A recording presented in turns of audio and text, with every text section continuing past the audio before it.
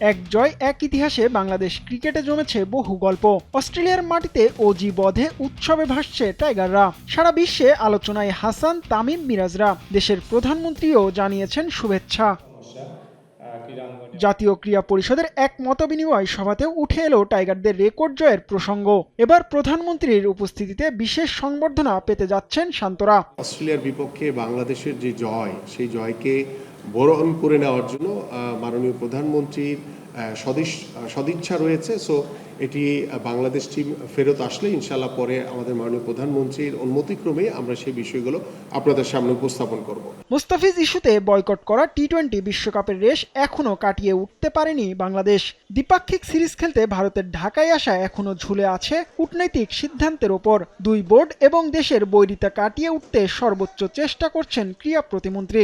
গত বিশ্বকাপ ক্রিকেটকে কেন্দ্র করে বাংলাদেশের অংশগ্রহণ না করার কারণে যে টানার সৃষ্টি হয়েছে, সেটাকে আমরা খুব বন্ধুত্বপূর্ণ সম্পর্ক বজায় রেখে সেটাকে স্বাভাবিক করে নিয়ে আসতে চাই। কারণ আমরা বিশ্বাস করি যে খেলাধুলা সব কিছুর ঊর্ধ্বে।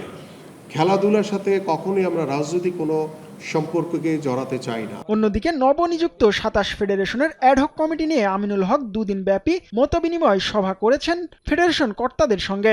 সেই দিনে অ্যাডহক কমিটির কর্তাদের পরিকল্পনা জানার পাশাপাশি মন্ত্রণালয়ের লক্ষ্যের কথাও জানান প্রতিমন্ত্রী।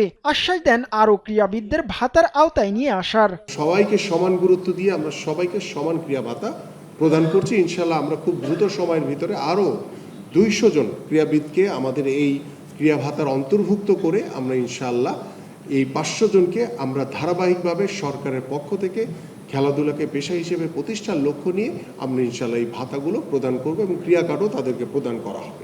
২৭ ফেডারেশনের পর এবার বাকি ফেডারেশনগুলোতেও দ্রুতই অ্যাডহক কমিটি দেওয়া হবে বলে জানান যুব ও ক্রীড়া প্রতিমন্ত্রী। আমার যুব ক্রীড়া মন্ত্রণালয় সব সময় আমি আপনাদের পাশে রয়েছি। জিহাদ আল হাসান, সময় সংবাদ, ঢাকা।